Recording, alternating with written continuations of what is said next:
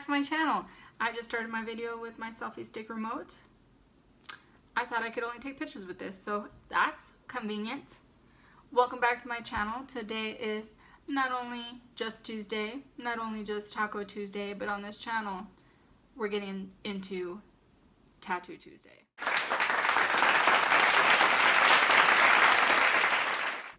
So, welcome back. I hope this interests you. And I'm going to go into my first tattoo. I have a few of them.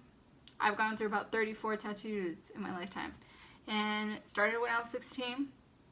I want to give you guys just every single detail about my tattoo and my opinion about tattoos and if you should get one at 16.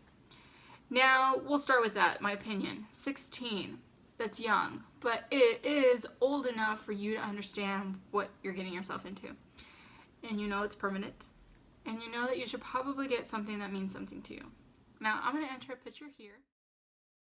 Hey guys, so here's my first tattoo. It looks a little blurry in the first picture. The second picture kind of shows better detail, and I know it kind of doesn't look that great now that I think about it and remember a couple years after I got this tattoo, I went and got some detail work on it.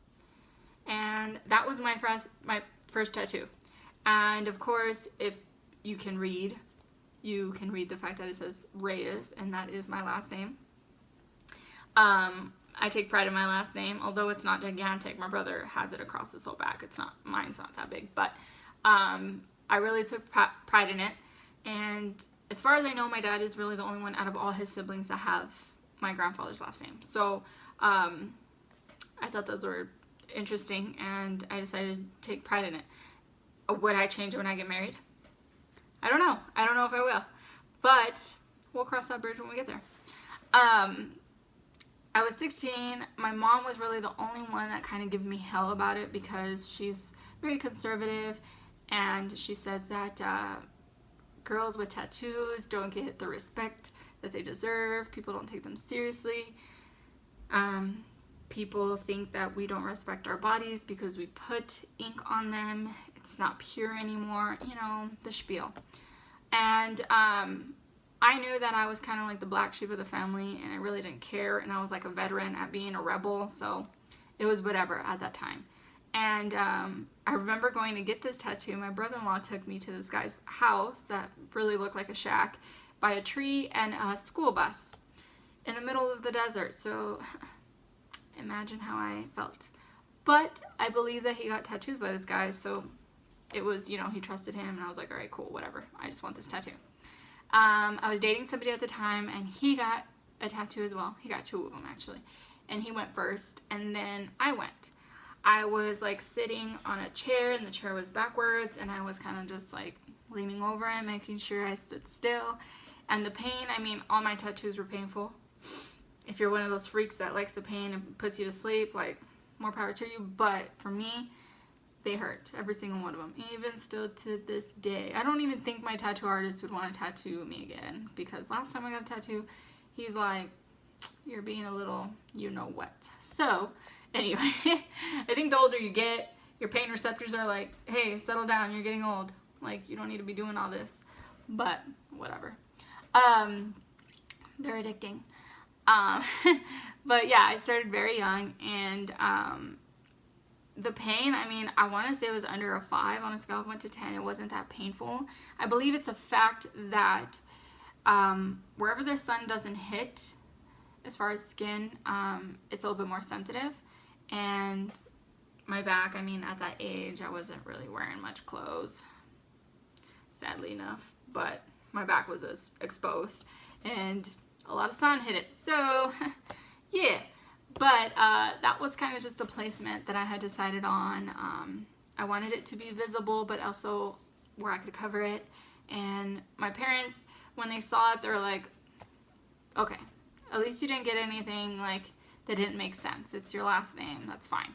And of course, I put 2 little crowns on the side because it does mean king, so whatever.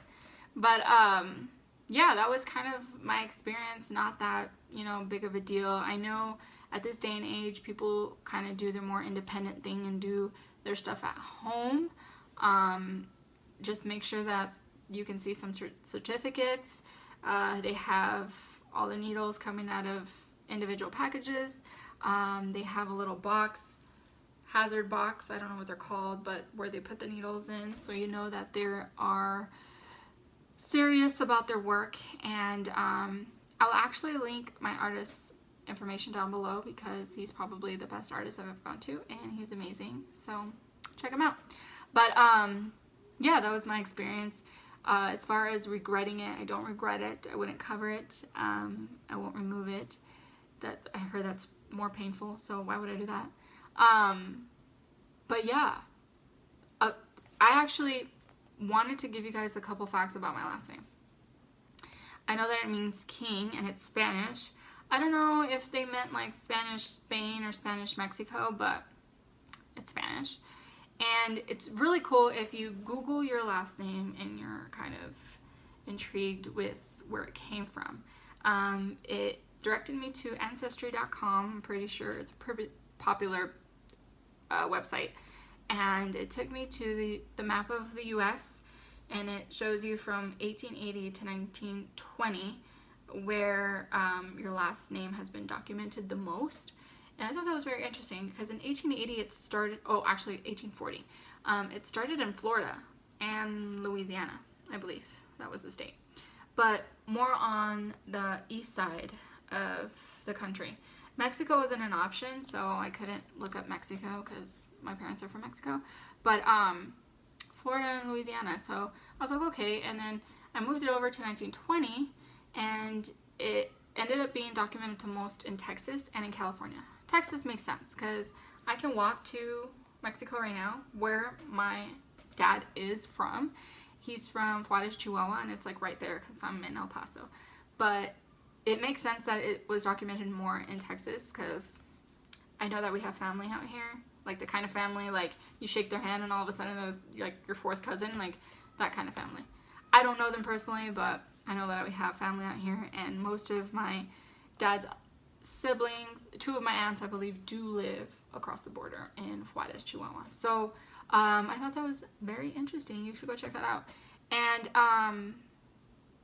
another couple of facts, it shows 4 million historical documents shown with this last name, 22,000 military records, 86,000 immigration records, 336,000 voters, and 89,000 member trees. And I think that's just, their theme is like your family tree, so probably 89,000 people with this last name went into this website and actually got a little deeper into their last name. So I thought that was pretty cool. And I mean, there's not much to the story of my last name. You know, I know that a lot of people do take pride in their last name. A lot of people don't care. I did. Again, I don't know if I'll change it in the future, but we'll see. My next tattoo, I am going to do the one I just got. It's a tribute to my niece. If you don't know what the heck I'm talking about, I'm going to link my video down below talking about my niece who just passed away in September, and her birthday is this Friday. So I'm definitely going to do a special video in tribute to her, but my next Tattoo Tuesday video will be on the tattoo that I got for her. So I'm excited about that one, and I'm excited for you guys to just hit me with some questions about anything that I missed that you are thinking about in regards to my tattoo or tattoos. I'm gonna kind of just go all over the place with my tattoos because I don't remember what my second tattoo was. I kind of think I have an idea. It was either the one I have on this arm right here or the one on my lower back. This one says only God can judge me, which is really basic, but I got it. And the one on my lower back is a little bit more meaningful, and probably my longest tattoo. It took about 7-8 hours, and that one is an interesting story, so stay tuned for that. Tomorrow's video, if God allows, I am gonna tell you guys my jail story. Now, I'm not trying to be like, oh, I went to jail and all this other, like, you know, I'm not proud of the fact that I went to jail. but it's a funny, interesting story. I've had a few people just be like, we need to know what happened. Tell us. Because, you know, guys, life is life, and we're all going to go through some shit, and I had to pay some repercussions for what I did, and it is what it is. And I'm only going to share my stories with you guys, so you guys can use my stories as a preventative. And yeah, so I hope you've enjoyed this video and excited for tomorrow's video. And don't forget to like, subscribe, and hit that notification button. Any comments or questions, I will link down below my email, and you can definitely comment as well. Alright guys, if I missed anything, let me know in the comments so I can get to that information for my next video. Alright guys, have a wonderful rest of your day, and I will see you guys tomorrow. Bye bye now.